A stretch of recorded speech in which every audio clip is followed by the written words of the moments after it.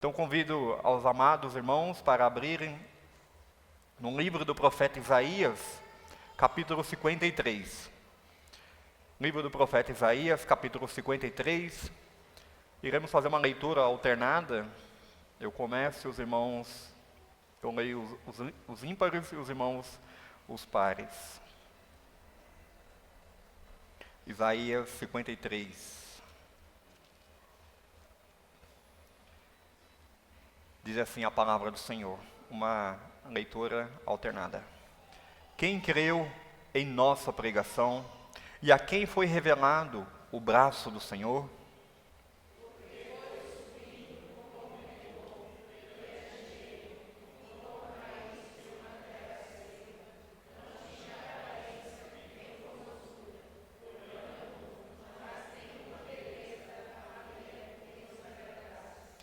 Era desprezado e o mais rejeitado entre os homens, homem de dores, e que sabe o que é padecer.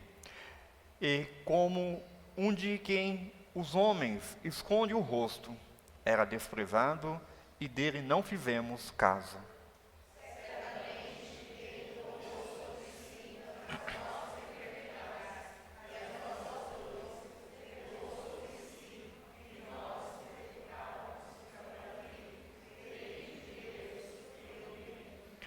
Mas ele foi traspassado pelas nossas transgressões e moído pelas nossas iniquidades. O castigo que nos traz a paz estava sobre ele, e pelas suas pisaduras fomos sarados.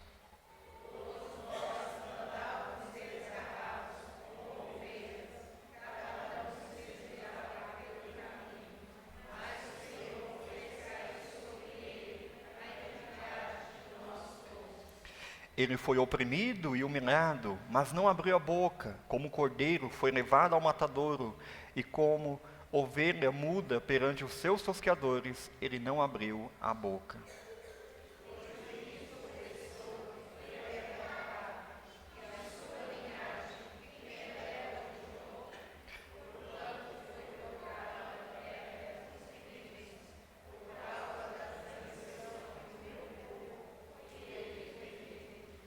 Designaram-lhe a sepultura com os perversos, mas com o rico esteve na sua morte, posto que nunca fez injustiça, nem dolo algum se achou em sua boca.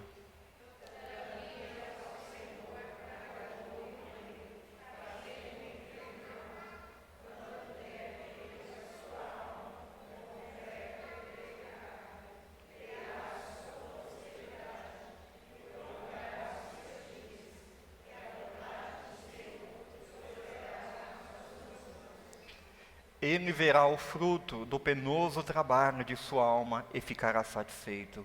O meu servo, o justo, com o seu conhecimento justificará a muitos, porque as iniquidades deles levará sobre si.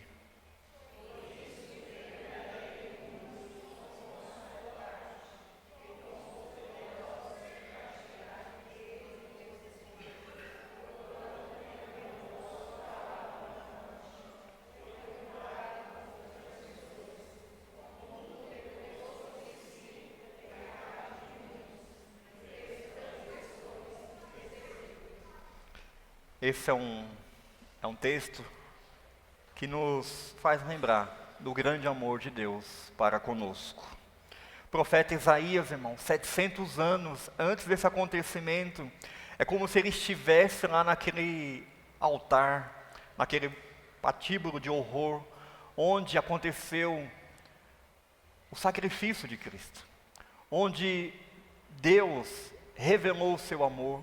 É como se o profeta Isaías estivesse naquele dia, mas ele estava há 700 anos atrás. E ele profetizou a respeito daquilo que iria acontecer alguns anos à frente, irmãos. O texto começa com uma pergunta que ecoa até hoje. Quem creu em nossa pregação? Observa, queridos irmãos, que o profeta não estava falando para povos pagãos. Estava falando para aqueles que se titulava, que estava frequentando o templo, estava fazendo os rituais, estava oferecendo sacrifícios a Deus, e é para esse povo que o profeta dirige essa pergunta: quem creu em nossa pregação? Irmãos, isso significa que há incredulidade do povo. O povo é o coração duro. O povo desconfia, não acredita, não enxerga. E por causa dessa incredulidade, irmãos, não deram ouvido à voz de Deus. Ainda hoje, essa mensagem é atual. Quem creu em vossa pregação? Quem crê nessa verdade? Quem crê nessa bendita verdade que revela o quanto Deus ama o seu povo? Ao ponto de o próprio Deus enviar o seu único filho para morrer em nosso lugar. Daqui uma semana estaremos comemorando a Páscoa. E ela nos traz essa verdade, irmãos. Essa mensagem tão bendita. E louvado seja Deus, porque eu e você que estamos aqui nessa noite, nós precisamos crer. E eu creio que nós já cremos nessa mensagem, irmãos. E o texto começa: quem creu em nossa pregação? E a quem foi revelado o braço do Senhor? Essa revelação bendita do amor de Deus, do cuidado de Deus, da provisão de Deus para salvar o povo. O povo deveria sair daquele sincretismo religioso, aquele ritualismo vazio. Quantas e quantas vezes aquele povo entrava no templo para oferecer alguns animais machucados, cegos, coxos, dando o resto para Deus. E o profeta, ele é categórico: quem creu em nossa pregação? É preciso crer na palavra de Deus, é preciso crer nesse Deus que criou todas as coisas, que criou este vasto universo com simples palavras, que nos escolheu antes da fundação do mundo, e que nos criou para nós habitarmos eternamente com Ele, através dessa mensagem bendita, através do amor dele que foi revelado naquela cruz, irmãos. Seria tão bom que muitas outras pessoas que ainda não o conhecem, que ainda não creem nessa verdade bendita, estivessem aqui nessa noite para ouvir essa voz, para ouvir a voz do Senhor. Veja como o profeta é categórico: quem creu em nossa pregação? Essa não é apenas uma dúvida retórica, irmãos, mas é um lamento profético até hoje, irmãos. É um lamento profético, porque muitos não vão crer nessa mensagem. Muitos não acreditam. Muitos acham que é impossível um Deus vir aqui, vestir a pele humana e pagar a dívida de homens pecadores, homens miseráveis, homens incrédulos. Muitos não acreditam nessa verdade.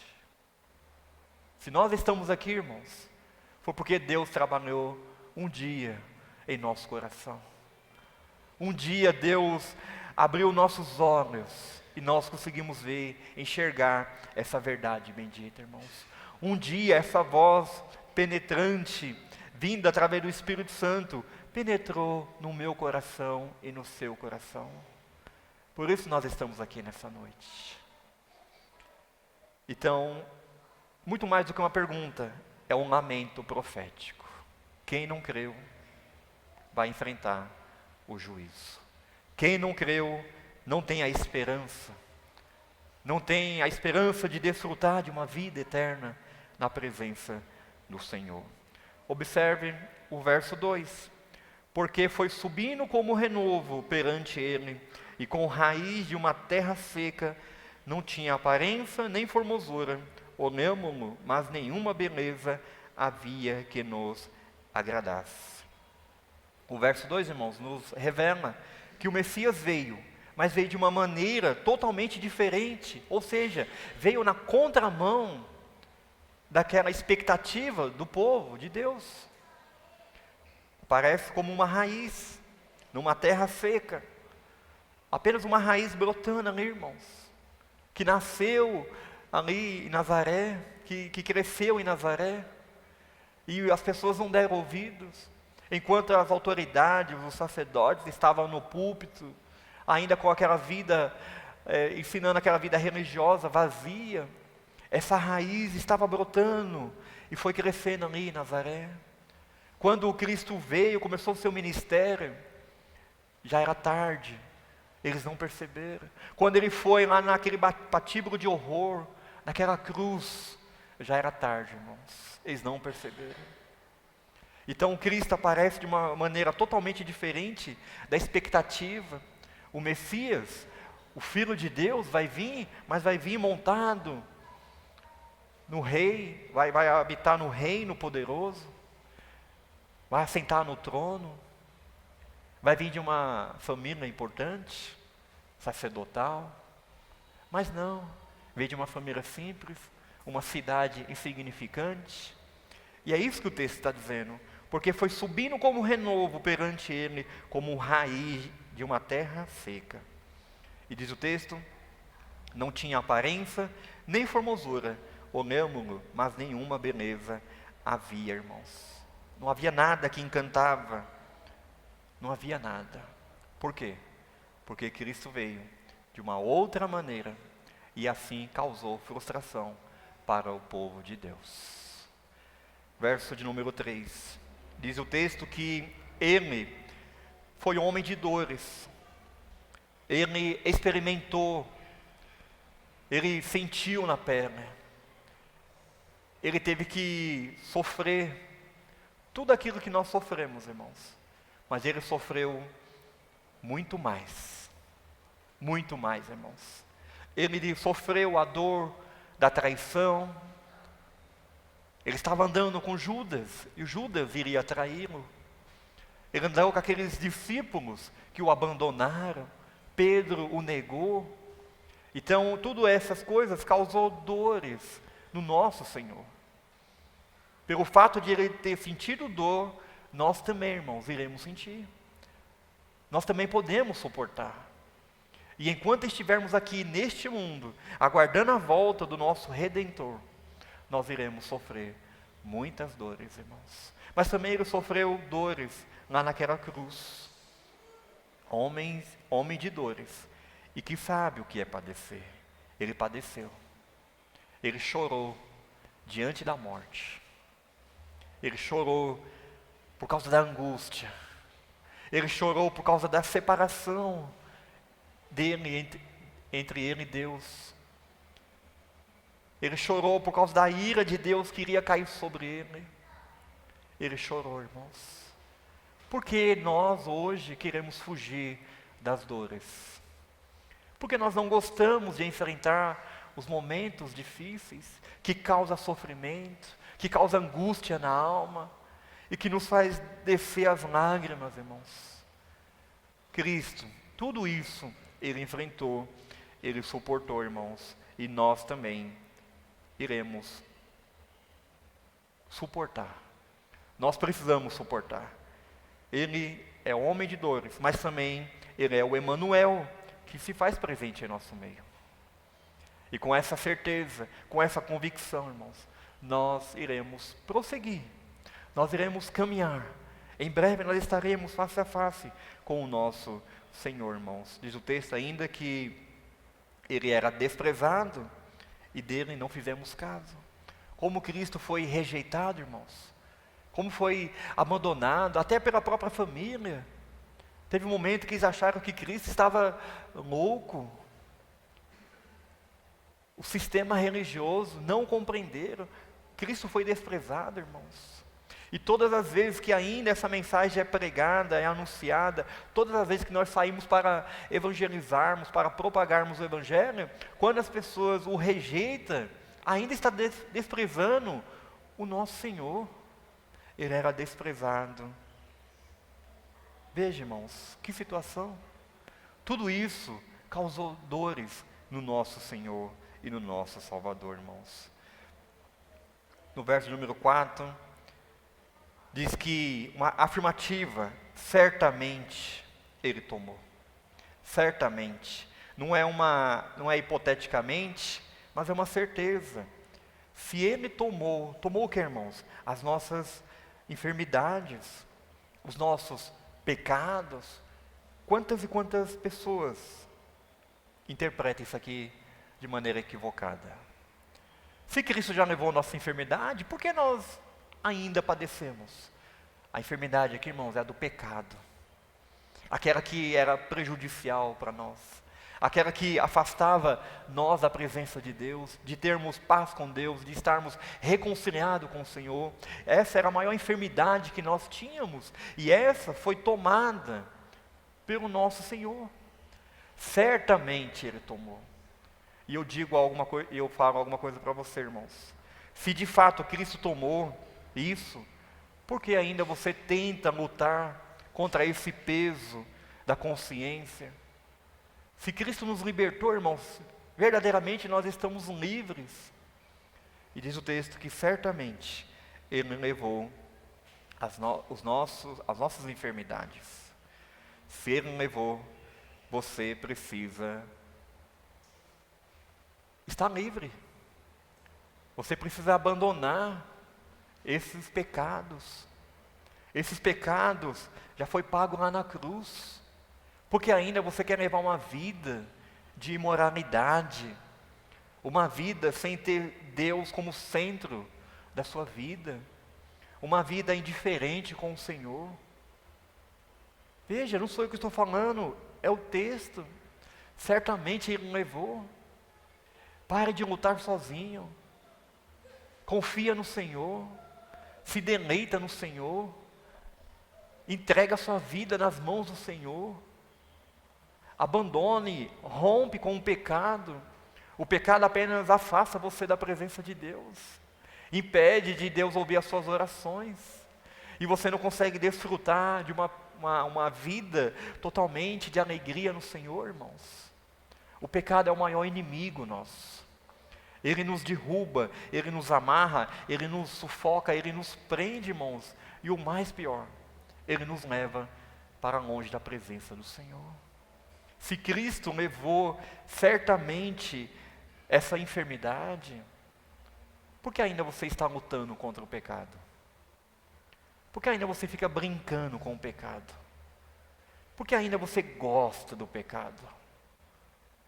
Tudo isso Ele fez por nós, irmãos, para que nós pudéssemos ter uma vida totalmente livre. Livre do pecado, irmãos. Livre da garra de Satanás. E agora nós estamos debaixo da autoridade do nosso Senhor, irmãos. Essa é uma bênção de estarmos livres da potestade de Satanás. Aquilo que era prejudicial contra nós, o nosso Deus teve a iniciativa de enviar o seu único filho para livrar os seres humanos da garra do pecado ainda. Ainda o verso número 5, diz o texto que mas ele foi traspassado pelas nossas transgressões e moído pelas nossas iniquidades. O castigo que nos traz a paz estava sobre ele, e pelas suas pisaduras fomos sarados. Observe o texto, irmãos. Está dizendo que foi as nossas transgressões. Não foi as transgressões universais, mas as nossas. E se de fato ele absorveu essa ira de Deus, que ele foi traspassado, ele foi perfurado por causa do meu pecado e por causa do seu pecado, queridos, isso nos traz a paz, a reconciliação com Deus. Observe, irmãos, que nós éramos inimigos de Deus. Inimigos. Ou seja, nós tínhamos virado as costas para o Senhor quando o homem pecou. Mas agora o próprio Deus toma a iniciativa. Mas ele foi traspassado pelas nossas transgressões. Traspassado, perfurado. Mas muito mais do que essa perfuração, diz o texto que ele foi moído pelas nossas iniquidades. E moído, irmãos, é triturado, espedaçado, desconfigurado, aquilo que era perfeito. Tudo isso, irmãos, por causa do pecado que é horrível, que é maligno, que é corrupto, que não agrada ao Senhor, que Deus repudia. Moído, irmãos, triturado por causa das nossas iniquidades. Consegue imaginar isso? Aquele que é santo, aquele que nunca cometeu pecado, agora ele pega e absorve tudo isso, por causa de mim e você, que éramos miseráveis.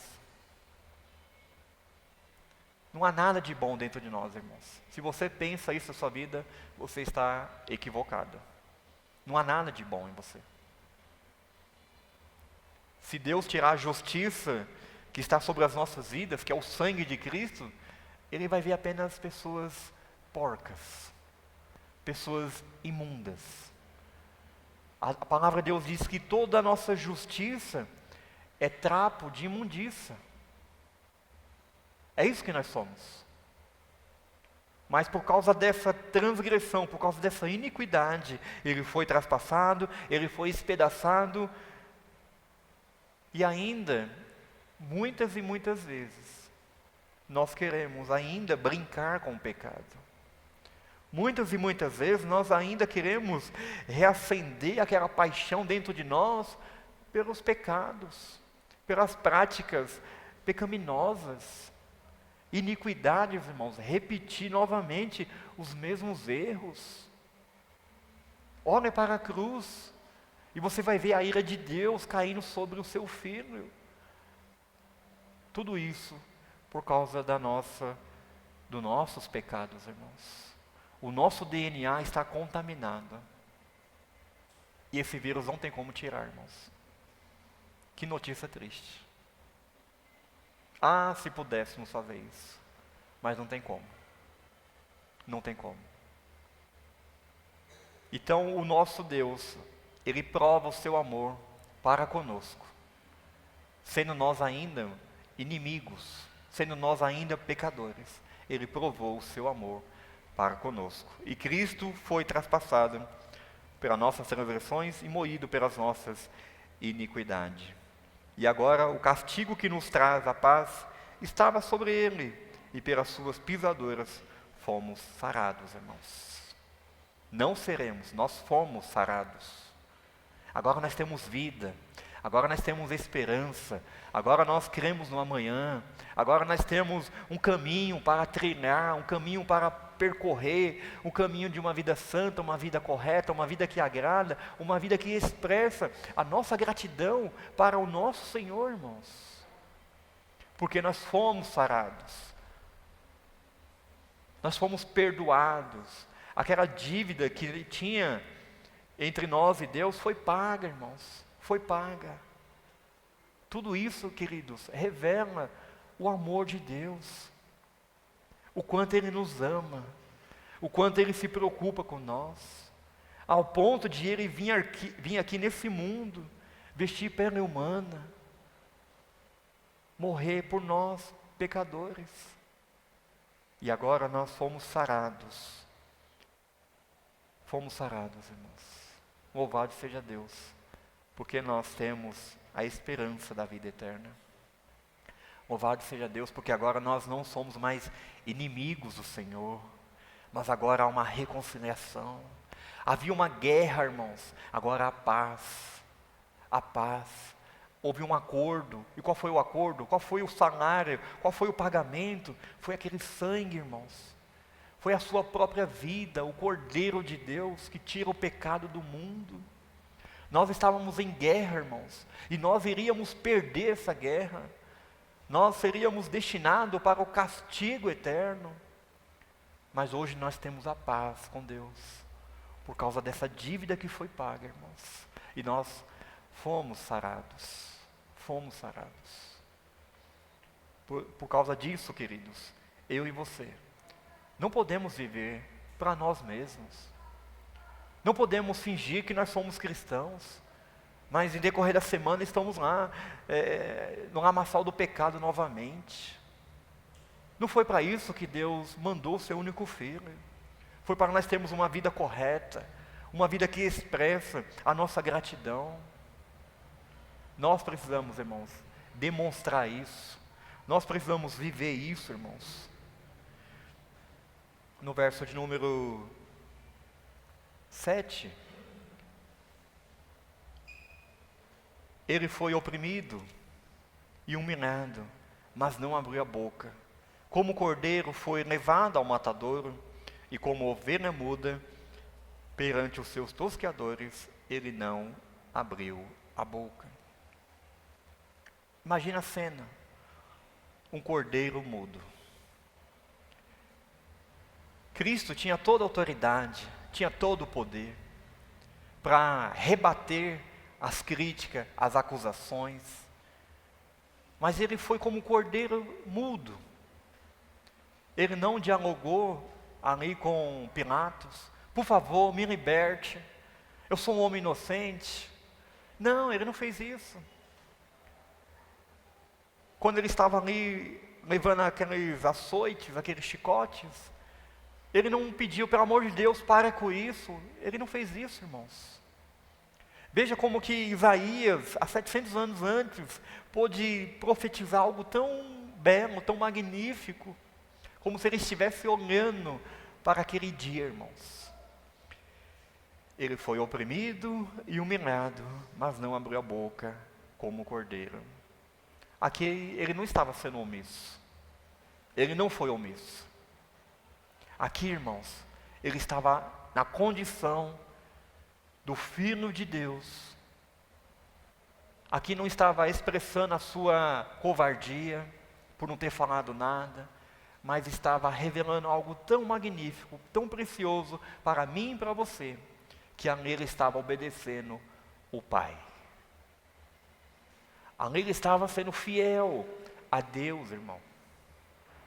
Consegue imaginar isso, irmãos? Ele foi oprimido, foi injustiçado, foi humilhado. E que humilhação aquela! Mas não abriu a boca. Não abriu a boca. Como um cordeiro foi levado ao matadouro, e como ovelha muda perante os seus tosqueadores, ele não abriu a boca, irmãos. Ele permaneceu calado. Estava como um rei ainda, mas um rei em silêncio. Tinha todo o poder, tinha toda a autoridade, mas ele tinha que cumprir a vontade do Pai. A vontade do Pai é que ele fosse para aquela cruz pagar a nossa dívida, irmãos, para que nós pudéssemos novamente ter o acesso à vida eterna.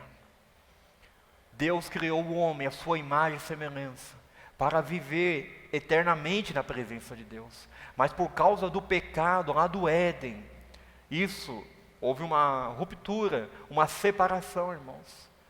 Mas veja, o próprio Deus toma a iniciativa, enviando o seu único filho para morrer. E lá naquela cruz, ele não estava esperneando, não estava gritando, não estava murmurando, mas estava como um cordeiro mudo. Eu vou obedecer. Eu vou cumprir o meu Pai. Eu vou cumprir a vontade do meu Pai. E ele foi mudo, sorvendo toda aquela humilhação, irmãos. Aquela zombaria, aqueles açoites, aqueles chicotes que arrancava a pele, derramando aquele sangue, irmãos. Consegue imaginar isso? Essa é a Páscoa que nós celebramos, que nós comemoramos, irmãos. É uma das datas mais importantes para nós cristãos. Não é comércio, não é comer bacalhau, não é comer chocolate, nada disso, irmãos, nada disso. É para nós vermos aquilo que Deus fez por nós, revelou por nós o seu amor. Vamos celebrar, vamos comemorar de uma maneira correta, irmãos.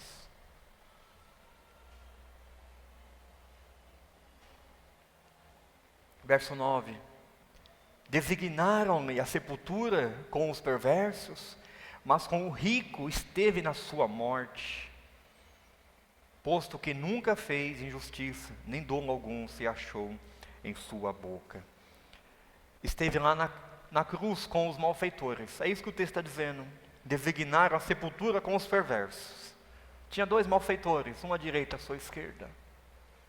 Veja, irmãos, a precisão que o profeta revela isso. Mas o texto diz que mas com o rico esteve na sua morte. E os irmãos sabem da história. Aparece quem?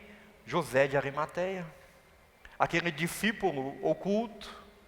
Apareceu na hora certa, no momento certo. Tudo isso, irmãos, de acordo com a vontade de Deus, para honrar o Filho de Deus. Designaram-lhe a sepultura com os perversos, mas com o rico esteve na sua morte. E os irmãos sabem da história. Então, teve que cumprir, né, essa profecia. Aparece José de Arimateia, enviado por Deus, de acordo com o propósito de Deus. E ali Jesus foi crucificado com criminosos, estes ímpios, mas ele esteve com o rico.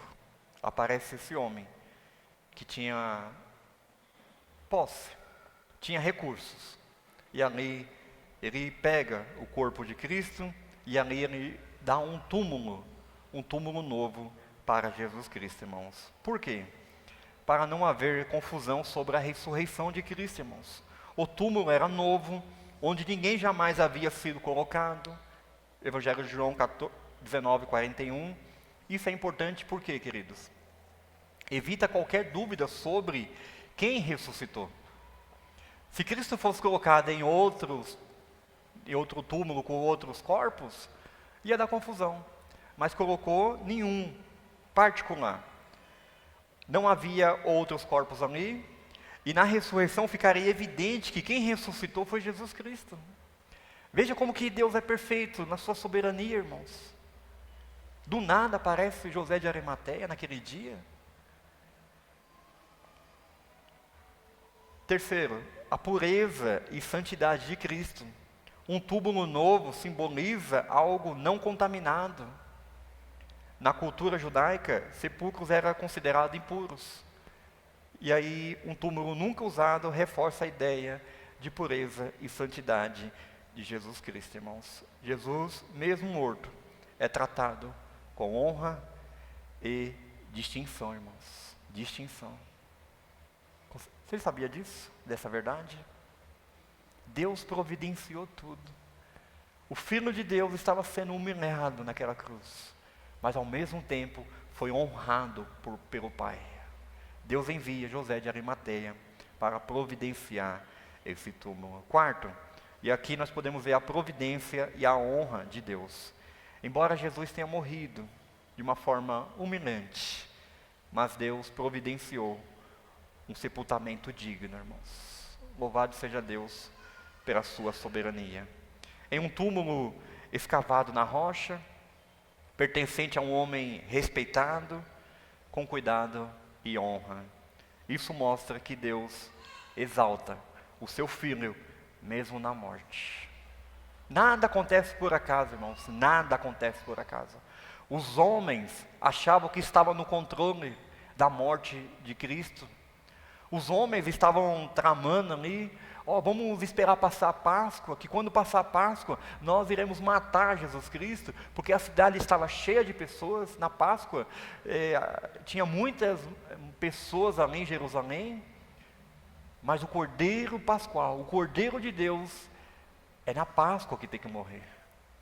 Os homens achavam que estavam no controle, mas quem estava no controle da morte de Cristo foi o próprio Deus, o Deus soberano, que honrou ele naquele dia, levantando um discípulo oculto, José de Arimateia. E o último ponto sobre essa questão, que ele esteve com o rico em sua morte, um cenário perfeito para o milagre. O túmulo novo, fechado com uma grande pedra e vigiado. E aí, esse túmulo foi aberto, através de um milagre. E ali Cristo foi ressuscitado ao terceiro dia, irmãos. Nosso Deus é magnífico, irmãos.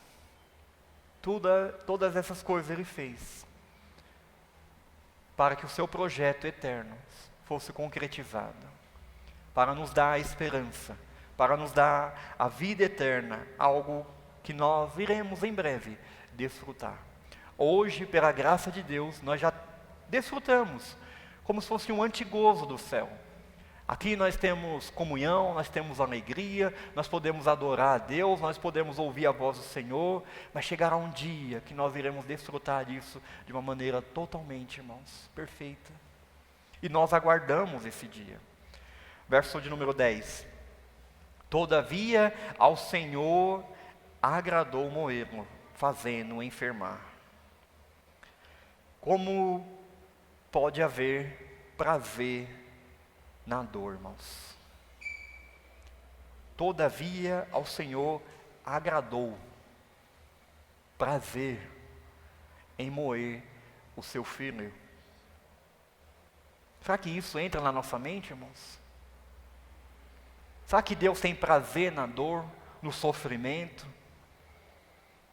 Na verdade, irmãos, o prazer do Pai, o prazer de Deus é ver o projeto eterno se cumprindo na pessoa do Senhor Jesus Cristo.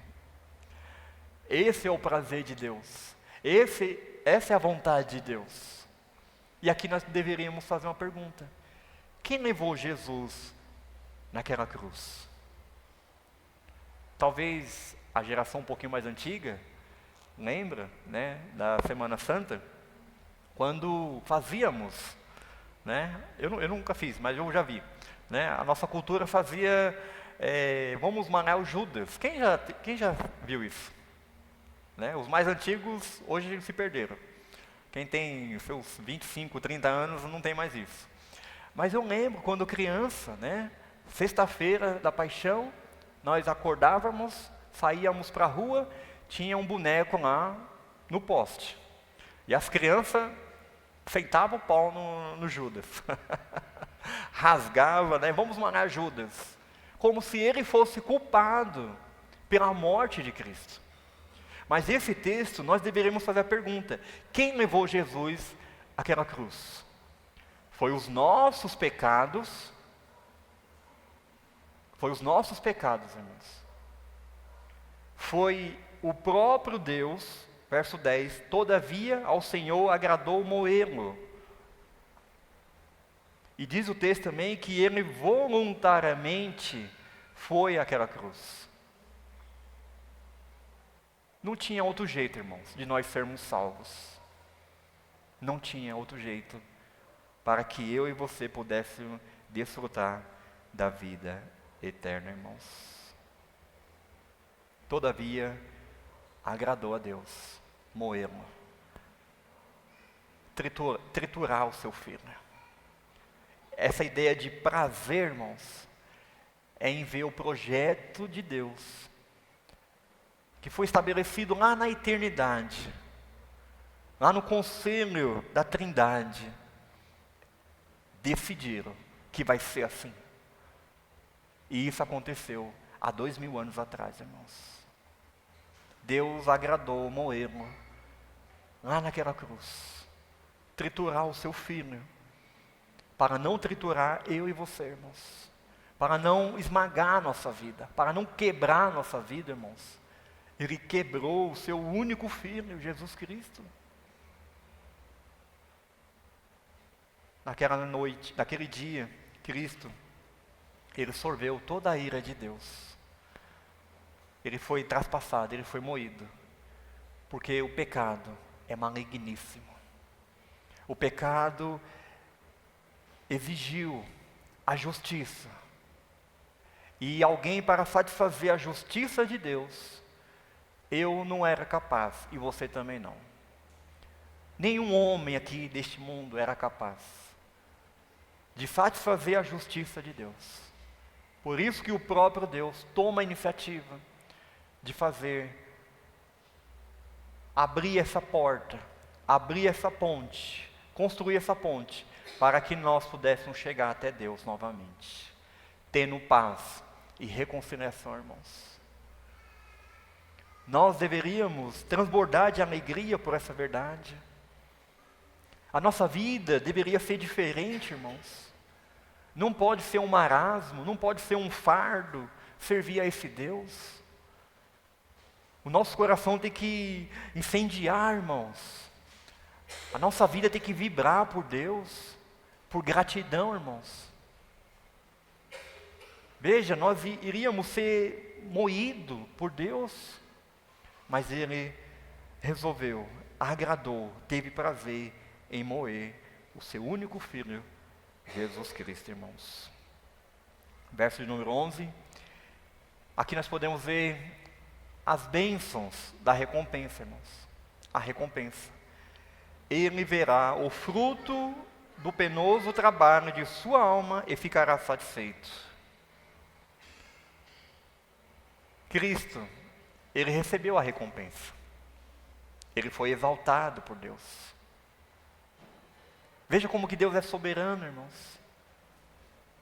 Por mais que a dor, a angústia da alma causou sofrimento, mas o Filho de Deus foi recompensado. Ele olhou para aquele sacrifício. Vale a pena. Vale a pena morrer por aqueles homens, por aquelas mulheres, por aquele povo pecador, por aquele povo que iria ter dificuldade para crer nessa verdade, que vai ter dificuldade para andar nesse caminho. Ele verá o fruto do penoso trabalho de sua alma e ficará satisfeito. O meu servo, o justo, com o seu conhecimento justificará muitos, porque a iniquidade deles levará sobre si, irmãos. Justificação, irmãos. Justificação é muito mais do que uma dívida paga. É um crédito. Eu já contei isso aqui. Imagine que você deve R$1 milhão. E você não tem R$1 milhão para pagar. Mas alguém muito generoso vai lá e paga esse R$1 milhão. Você não deve mais nada, mas você continua quebrado, porque você não tem dinheiro. Justificação, irmãos, é muito mais do que dívida paga. Cristo não apenas foi lá e pagou a nossa dívida, mas Ele foi lá e colocou um crédito infinito, irmãos. Que todas as vezes que eu e você pecamos contra Deus, esse pecado está sendo perdoado. Nós não seremos expulsos da presença do Senhor. Isso é justificação, irmãos. Nós somos pecadores justificados, arrependidos. Por isso que eu e você precisamos ter uma vida muito séria, uma vida santa, uma vida que agrada ao Senhor. Porque nós somos justificados, irmãos. Verso 12. Por isso eu lhe darei muitos como a sua parte, e com os poderosos repartirá ele o despojo. Novamente, uma recompensa, vitória, triunfo, irmãos. Louvado seja Deus por tamanha salvação que nós temos, irmãos. Louvado seja Deus, porque nós estamos prestes a celebrar mais uma Páscoa, e que o nosso coração possa transbordar de alegria, irmãos. Nós estamos a poucos dias de um retiro espiritual, e que nós possamos levar essa mensagem em decorrer dessa semana. Essa mensagem seja um preparativo para nós estarmos em comunhão com o Senhor, para nós desfrutarmos da presença do Senhor, para que nós possamos adorar ao Senhor com toda a nossa força, com todo o nosso entendimento, que nós possamos amar os nossos irmãos, que nós possamos ir vazios, quebrantados, para que Deus revista a nossa vida, irmãos, com o Santo Espírito do Senhor, e que nós possamos sair de lá daquele retiro, irmãos, impactado pela presença poderosa do Senhor, pelo Espírito Santo do Senhor, irmãos, cheios da palavra do Senhor, irmãos, para que a nossa vida não seja mais a mesma, mas que seja uma vida transformada, diariamente, pela presença do Senhor, irmãos. Eu termino dizendo, esse texto, ele revela algumas verdades, irmãos. Primeira, o Deus ofendido se oferece para morrer no lugar do ofensor. Consegue imaginar isso? O Evangelho é o único que traz isso. o Deus ofendido se oferece para morrer no lugar do ofensor. Só tem isso no cristianismo, irmãos. As outras religiões, os homens tentam obter a suposta salvação pelos seus méritos, pelas suas obras. Nós não. A salvação é mérito de Deus. É mérito de Deus. E nós apenas desfrutamos dessa graça bendita. Segunda verdade, a punição, ela resulta em paz. A punição que Cristo recebeu resultou em paz para nós. Esse texto também nos ensina que justiça e misericórdia se encontram. A justiça de Deus, que recaiu sobre o Filho de Deus, nos resultou na misericórdia de Deus. Esse é um dos textos mais ricos, irmãos, que deveríamos tremer diante dele. Deveríamos chorar diante dele. Outra verdade, sangue resulta em perdão. Aquele sangue, que foi derramado lá naquela cruz, resultou no perdão de Deus. Que Deus possa nos abençoar, irmãos. Que nós possamos sair daqui nessa noite agradecidos por tamanha salvação que nós temos. Que nós possamos levar uma vida muito séria com o Senhor.